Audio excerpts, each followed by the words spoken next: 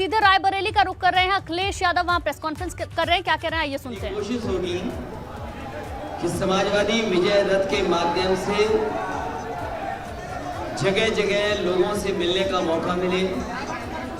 किसान, मजदूर, नौजवान, व्यापारी, आज जो इस सरकार से लोग परेशान हैं, जिस सरकार ने परेशानियां दी हैं, भारतीय जनता पार्टी ने जनता को लगातार परेशानियां दी हैं। उनके अपने फैसलों से जनता के ऊपर संकट आया है। भारतीय जनता पार्टी ने दिक्कत, किल्लत और जिल्लत के अलावा कुछ नहीं दिया है। और इनके पुराने हिसाब किताब अगर लगाएं तो उत्तर प्रदेश को पीछे छोड़ दिया है। ईज ऑफ डूइंग बिजनेस का नारा देने वाले लोग, जो ठोको राज है, बुलडोजर राज है, इस ठोको राज में, बुलडोजर राज में ईज ऑफ डूइंग क्राइम सबसे आगे है। लोगों को इतनी जिल्लत का सामना कभी करना नहीं पड़ा होगा जितना इस सरकार में करना पड़ रहा है। आम जनता को इस सरकार ने अपमानित किया है। जो सही मायने में मुद्दे हैं, याद कीजिए वो समय जब किसान अपने आंदोलन के लिए निकला, 3 कानून ला दिए गए, सरकार को वोट का डर सताया, तीनों कानून वापस हो गए। जिस समय समाजवादी विजय रथ पूर्वांचल एक्सप्रेस पर दौड़ा और जनता का समर्थन मिला, गाजीपुर से लेकर के लखनऊ तक जो समर्थन किसानों का, व्यापारियों का, नौजवानों का मिला, और गाजीपुर से लेकर के गाजीपुर बॉर्डर तक और दिल्ली तक आवाज पहुंच गई, उसी दिन तीनों कानून वापस हो गए। किसानों की हत्या हुई, किसानों का अपमान हुआ, किसानों को टेररिस्ट जैसे शब्दों से अपमानित किया सरकार ने, मवाली कहा, आंदोलन को कुचलने के लिए कीलें लगाई गई, बोल्डर लगाए गए, आरसीसी लगाए गए, पुलिस लगाई गई, सेंट्रल फोर्स लगाया गया, न जाने क्या क्या लगाया गया, लेकिन आंदोलनकारी पीछे नहीं हटे। और उत्तर प्रदेश में जो घटना हुई, जहां पर किसानों को जीभ से कुचल दिया गया, अगर इतिहास पलट करके भारत का देखें तो जलियांवाला बाग याद आता है, जब अंग्रेजों ने सामने से गोली मारी थी, लेकिन भारतीय जनता पार्टी ने पीछे से आकर के किसानों पर जीप चढ़ा दी। आज जांच रिपोर्ट सामने है, दोषी लोगों पर अभी तक कोई कार्रवाई नहीं हुई है, मंत्री के राज्य मंत्री बर्खास्त नहीं हुए हैं, जिन पर आरोप हैं उनके घरों पर बुलडोजर नहीं चले हैं। ये सरकार कैसी है? भेदभाव से काम कर रही है, जात के आधार पर भेदभाव है। और जैसे ही चुनाव करीब आता है, भारतीय जनता पार्टी धार्मिक चश्मा लगा लेती है, हर चीज को उस चश्मे से देखने लगती है। लेकिन उत्तर प्रदेश की जनता तैयार है। इस बार वो उत्तर प्रदेश से भारतीय जनता पार्टी का सफाया करने के लिए, उत्तर प्रदेश से भारतीय जनता पार्टी का पूरी तरीके से सफाया होगा, बदलाव होगा। जनता परिवर्तन के लिए तैयार है, बेरोजगार नौजवान तैयार हैं। कल की घटना जहां पर देश के बड़े बड़े नेता एक मंच पे थे, क्या जनता को कितनी बार आप झूठ बोलेंगे? जनता को और पिछड़ों को, खासकर निषाद समाज के लोगों को ये भारतीय जनता पार्टी ने धोखा दिया और कहा कि आपकी सभी समस्याओं का समाधान होगा। लेकिन जब उनको बुला करके सम्मान देना था तो सम्मान नहीं दिया गया, उनके साथ भी भेदभाव हुआ, उनका हक छीनने का काम हुआ, और जो हक मिलना चाहिए था वो हक नहीं मिला। हम अपने निषाद समाज, कश्यप, माथम और उनके तमाम केवट समाज को भरोसा दिलाते हैं, समाजवादी सरकार बनेगी, उनका हक सम्मान देने का काम समाजवादी लोग करेंगे। तो चुनाव से पहले इनकम टैक्स का जो छापा पड़ा है उसको डराने की कोशिश की जा रही है, क्या है? मैंने आपसे पहले भी कहा और अगर हर बार मैंने ये कहा कि उत्तर प्रदेश में जैसे जैसे भारतीय जनता पार्टी की हार और भारतीय जनता पार्टी को हार सताएगी, दिल्ली से बड़े बड़े नेता आएंगे। कोई नेता भारतीय जनता पार्टी का बड़ा बचेगा नहीं जो उत्तर प्रदेश में ना आए। और अभी तक इन्हीं का इंतजार था कि इनकम टैक्स कब आएगा डिपार्टमेंट। अभी तो इनकम टैक्स आया है, ईडी आएगा, सीबीआई आएगी, न जाने कौन कौन सी संस्थाएं आएंगी, अफवाहें फैलाई जाएंगी, साजिश की जाएंगे, षड्यंत्र की जाएंगे, लेकिन उसके बावजूद भी साइकिल की रफ्तार कम नहीं होगी, रथ की रफ्तार कम नहीं होगी। और उत्तर प्रदेश से भारतीय जनता पार्टी का सफाया होना निश्चित है। वो जान गए हैं कि उत्तर प्रदेश से भारतीय जनता पार्टी खत्म, और इसीलिए उन्होंने इनकम टैक्स को भेजा है। और राजीव राय हमारी पार्टी के प्रवक्ता हैं, वो दिन रात समाजवादी पार्टी को मजबूत बनाने के लिए जहाँ जैसे काम कर सकते हैं कर रहे हैं। आज उनको भी छापा मार दिया। आखिरकार चुनाव से पहले ही क्यों, चुनाव से 1 महीना पहले क्यों नहीं? अगर कोई जानकारी थी उनके पास, जब कभी उन्होंने अपना सबमिट किया होगा, बैलेंस शीट या इनकम टैक्स दिया होगा, तब भी छापा मार सकते थे, तब भी नोटिस दे सकते थे, तब भी पूछताछ कर सकते थे। लेकिन जैसे ही चुनाव करीब आया है, ये डिपार्टमेंट भी अब चुनाव लड़ने उत्तर प्रदेश में आ गया। और आप लोग भी सच दिखाते हो, तो आप जानते हो सच दिखाने पर क्या होता है। जब आप लोग सच दिखाते हो, हम कई पत्रकार साथियों को जानते हैं, एक पत्रकार साथी ने केवल दाल में पानी दिखा दिया, उसे जेल जाना पड़ा। एक पत्रकार साथी ने सही खबर चला दी, उसमें मुकदमे लग गए। तो कोई भी इस सरकार में सुरक्षित नहीं है। जो सरकार से टकराएगा, सरकार उसके खिलाफ कार्रवाई करेगी। क्या हम लोगों ने आदरणीय आजम खान साहब को नहीं देखा, उन पे कितने मुकदमे लगे? या किसान आंदोलन में बताइए कोई घर से निकल पाया? किसानों पे मुकदमे नहीं लगे या नहीं लगे मुकदमे किसानों पर? हम लोग अगर किसानों के आंदोलन में शामिल होने जाते थे, पुलिस, सेंट्रल फोर्स सब लगा देते थे। तो ये कोई नया तरीका नहीं है, ये पुराना भारतीय जनता पार्टी कांग्रेस के ही रास्ते पे चल रही है।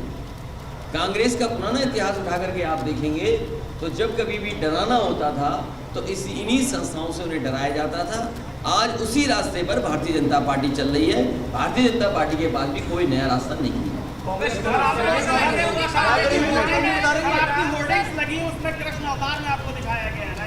ये तो अच्छी बात है, ये तो अच्छी बात है। मैं उस कार्यकर्ता को बधाई देता हूँ। कम से कम इनको जगाइए कि आज ज़रूरत है ऐसी चीज़ों की। भारतीय जनता पार्टी को जगाइए। ये जगाने के लिए पोस्टर उस कार्यकर्ता ने लगाए होंगे, लेकिन मैं उससे कहूँगा कि हम अवतार नहीं हैं, हम अवतार नहीं हैं। वो कृष्ण के अवतार, कृष्ण हैं खुद अवतार भगवान विष्णु के, लेकिन हम लोग अवतार नहीं हैं। वो हमारा कार्यकर्ता उतना ही समझदार है जितना भारतीय जनता पार्टी का एक नेता समझदार है, जिसने ये कहा था आजमगढ़ में कि रावण की जब मृत्यु हो गई तो उससे विचार लेने कौन गया था? बताइए क्या कहा था बीजेपी के एक नेता ने? लक्ष्मण गए थे, भगवान राम ने लक्ष्मण को भेजा था, लेकिन बीजेपी के एक नेता ने कहा कि भरत गए थे। तो अगर बीजेपी के नेताओं को इतना ज्ञान है तो हम अपने भी कार्यकर्ताओं को समझा देंगे। बीजेपी अपने नेताओं को समझाए कि रावण की मृत्यु पर जब मृत्यु होने जा रही थी तो भगवान राम ने लक्ष्मण को भेजा था, भरत को नहीं भेजा था। इतना ज्ञान बीजेपी को है। कल बीजेपी क्या कह रही थी कि हम राम राज्य लाएंगे, लेकिन समाजवाद नहीं। जो समाजवाद का रास्ता है वही राम राज्य लाएगा। अगर समाजवाद आ जाए तो वही राम राज्य है, और बिना समाजवाद लाए राम राज्य नहीं आ सकता। ये हमारे बाबा मुख्यमंत्री को कौन समझाए? अभी एक बेटी हमें लैपटॉप दिखा रही थी। बाबा मुख्यमंत्री के सामने अगर लैपटॉप दे दोगे तो वो घबरा जाएंगे, ये क्या आ गया? सोचो, जो मुख्यमंत्री लैपटॉप देखकर ही घबराता, वो लैपटॉप क्या बांटेगा? शादी के ऊपर 18 से बढ़ाकर 21 ये बहुत अच्छी बात है, लेकिन साथ साथ बेटियां अगर खड़ी हों, समाजवादी पार्टी ने हमेशा सम्मान किया है और बेटियों का सम्मान जैसे कर सकते हैं वैसे किया है। आज बेटियों के लिए उनकी पढ़ाई का अच्छा इंतज़ाम, उनकी सुरक्षा का इंतज़ाम, उनके स्वास्थ्य को लेकर काम होना चाहिए। और 21 साल की उम्र हो गई है तो कम से कम बेटी अपने पैरों पर खड़ी हो जाए।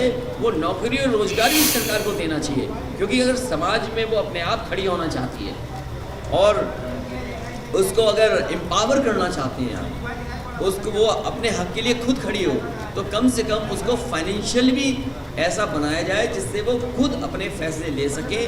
मुझे खुशी होगी जब 21 साल की बेटी को नौकरी मिल जाए, फाइनेंशियली सपोर्ट मिल जाए इतना कि वो खुद अपने निर्णय ले सके।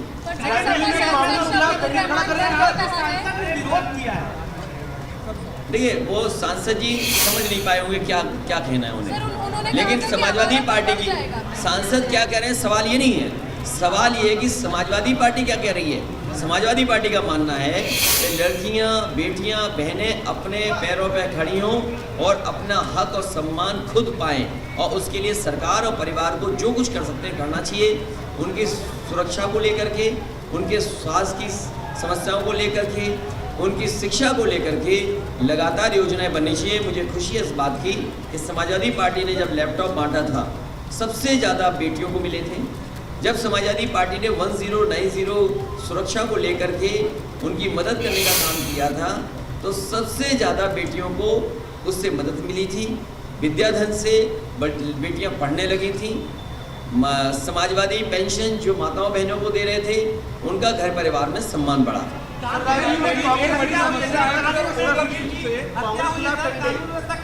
समाजवादी पार्टी सभी सीटें लड़ेगी। विधानसभा के चुनाव हमारे रायबरेली के पत्रकार साथी जानते हैं, लोकसभा की परिस्थितियां अलग होती हैं, विधानसभा की परिस्थितियां अलग होती हैं।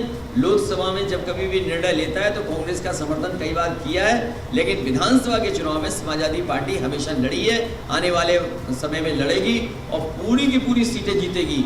एक बार तो 5 जीत गए थे हम, एक चूक गए थे, इस बार एक सीट की भी चूक नहीं होगी, सभी सीटें समाजवादी पार्टी जीतेगी।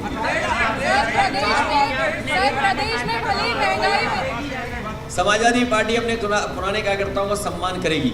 वोटर लिस्ट से रायबरेली में कानपुर में बकेली कल हत्या हुई है, कानून व्यवस्था को कैसे देख रहे सरकार? जबरदस्त ये ठोको राज में कोई सुरक्षित नहीं है, ये ठोको राज में कोई सुरक्षित नहीं है।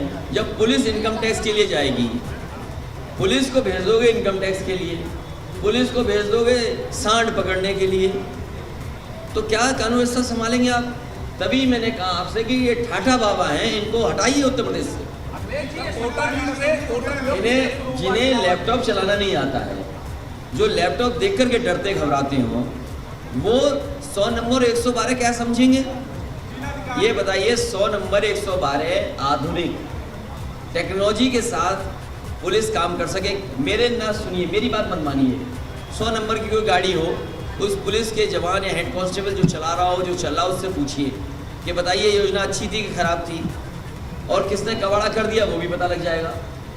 तो आप मेरी मत मानिए, कम से कम पुलिस से पूछिए क्या ये 100 नंबर व्यवस्था अच्छी थी कि नहीं थी। सर, प्रदेश में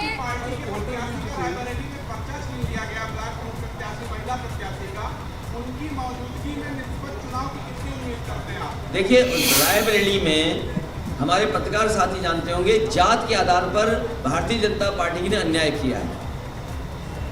समाजवादी पार्टी अगर है और अगर उस पर मुकदमे लगवाने हैं, कितने झूठे मुकदमे लगाए सोचिए आप, जेल भेज दिए गए, और इसलिए जेल भेज दिए कि समाजवादी पार्टी के हैं, वो घबरा रहे हैं समाजवादी पार्टी के कार्यकर्ता नेताओं से, उन पर झूठे मुकदमे लगा करके कई महीनों उन्हें जेल में डाल दिया, और न केवल जेल में डाल दिया बल्कि जेल में भी अपमानित करने का काम किया। जो सुविधाएं जेल में मिलनी चाहिए वो भी नहीं सरकार ने देने दी। इसके अलावा केवल रायबरेली में नहीं, आप प्रतापगढ़ पता कर लीजिए, पार्टी के जिलाध्यक्ष को जेल भेज रहे हैं आप झूठे मुकदमे लगा करके। तो ये जो रवैया है ये जनता देख रही है, जनता तैयार है इस बार भारतीय जनता पार्टी को हटाने के लिए। वापस लेंगे क्या? पिछले चुनाव में चाहे महाराष्ट्र में रहा हो, बंगाल में रहा हो, इलेक्शन से पहले रेट बहुत सारी देखने को मिलती है। सरकार देखिए ये कोई नया नहीं है और उत्तर प्रदेश की जनता जानती है। हमारे पत्रकार साथी जो पूछ रहे हैं, बंगाल के चुनाव में क्या हुआ, किस तरीके से केंद्रीय एजेंसियों का मिसयूज हुआ, किस संस्था का मिसयूज नहीं हुआ बंगाल के चुनाव में, परिणाम क्या हुआ वहाँ पर जनता ने जवाब दे दिया, और वहाँ की मुख्यमंत्री आदरणीय ममता बनर्जी पुनः वहाँ की मुख्यमंत्री बन गई। महाराष्ट्र का भी उदाहरण है जहाँ संस्थाएं जाती हैं, संस्थाएं न जाने क्या क्या करती हैं। क्या आपको वो मामला याद नहीं है, चिलम वाला मामला जो चिलम में डाला जाता है बम्बई का? अरे भाई एनसीबी का नहीं, चिलम वाला एक मामला। अरे भाई आपने टीवी नहीं देखा कि किस तरीके से एक अधिकारी ने झूठा फंसा दिया किसी को? कौन नहीं जानता बताओ? वो टीवी पे कितना चला था केस बताइए। और पानी का जहाज किसका था? पानी का जहाज उसका था जो भारतीय जनता पार्टी का सबसे समर्थक है। पानी का जहाज उसका था जिस जहाज पर ये पार्टी दावतें होती थी वो भारतीय जनता पार्टी के समर्थक का जहाज था, पानी का जहाज। ये भारतीय जनता पार्टी नहीं बताएगी। क्या उस अधिकारी के खिलाफ कार्रवाई होगी? तो अधिकारी तो कठपुतली हैं। एक अधिकारी हम लाए थे यूपी में, उसने हमसे कहा कि जो कहोगे वो करेंगे हम। हमारी सरकार चली गई, उसने वही रटा हुआ था कि जो कहोगे वो करेंगे। तो बताओ आदरणीय आजम साहब को फंसाया कि नहीं फंसाया? उस अधिकारी को कैडर बदलने का काम समाजी सरकार में हुआ। वो दूसरे प्रदेश में थे, केवल उस प्रदेश में न चले जाएं, वापस कैडर में न चले जाएं, उस सरकार ने जो चाह तो करवा लिया उससे। तो ऐसे अधिकारियों को सर कोई सीट मिलेगी सरकार अरे में? पहले जनता से अपील करेंगे, ये जनता का चुनाव है, ये सीबीआई इनकम टैक्स का चुनाव नहीं है। बाबू की कुशवाहा से आपकी मुलाकात हुई है क्या? कब हुई मुलाकात? तुम बता दो अगर मुलाकात हुई हो तो। बीजेपी के संपर्क में है वो। सर महंगाई बेरोजगारी और ये बेटी जो कह रही है, बहन जो कह रही है, वो सही कह रही है। बेरोजगारी महंगाई पर बहस न हो जाए, किसानों को अपनी पैदावार की मूल्य न मिल जाए, उनका डबल न मांग लें कि आय दोगुनी कब करेंगे, इसलिए जानबूझ करके इनकम टैक्स भेजा जा रहा है कि आप भी इनकम टैक्स से पूछो सवाल, हम भी पूछें। अच्छा इनकम टैक्स है, बैलेंस शीट है, दिखाएंगे वो जो जवाब तलब होगा, जो उन्हें दिखाना है वो अपना दिखाएंगे, अपना वकील करेंगे, सब बात है। लेकिन वो लड़ाई हमारी नहीं है। हमारी लड़ाई जो बहन बता रही वही है कि महंगाई कब कम होगी, नौजवानों को रोजगार कब मिलेगा, किसानों की आय दोगुनी कब होगी, और उत्तर प्रदेश से ठाठा बाबा कब विदा होंगे। सर महंगाई बेरोजगारी पे आपने कहा, पर ये बताइए कि जो धार्मिक स्थल का निर्माण हो रहा है, जो विकास हो रहा है, उसके ऊपर आपका क्या कहना है? इतने सवाल पूछोगी? ये धार्मिक चश्मा भारतीय जनता पार्टी जैसे ही चुनाव आता है लगा लेती है। ये बताइए, प्रधानमंत्री जी ने गंगा में डुबकी लगाई, हमारे उत्तर प्रदेश के मुख्यमंत्री जी ने नहीं लगाई। और कभी सोचो क्यों नहीं लगाई उन्होंने? क्योंकि हमारे उत्तर प्रदेश के मुख्यमंत्री ये जानते थे कि गंगा गंदी है, माँ गंगा की सफाई नहीं हुई है। पूरा यमुना का गंदा पानी गंगा में जा रहा है, पूरा हिंडन का गंदा पानी गंगा में जा रहा है, पूरा काली नदी का गंदा पानी उसमें जा रहा है गंगा में, पूरा गोमती का गंदा पानी गंगा में जा रहा है। वो हमारे माननीय मुख्यमंत्री जी जानते थे कि गंगा में पानी जो बह रहा है वो गंदा है। और अखिलेश यादव को रायबरेली से यहाँ आपने सुना सरकार पर हमला बोलते हुए वो नजर आए। इसके साथ साथ जो छापेमारी अभी चल रही है उसको लेकर भी उन्होंने कहा कि छापेमारी पहले भी तो की जा सकती थी, अब जब चुनाव नजदीक है तभी छापेमारी क्यों हो रही है। इस तरीके से तमाम बातें कहते हुए वो नजर आए।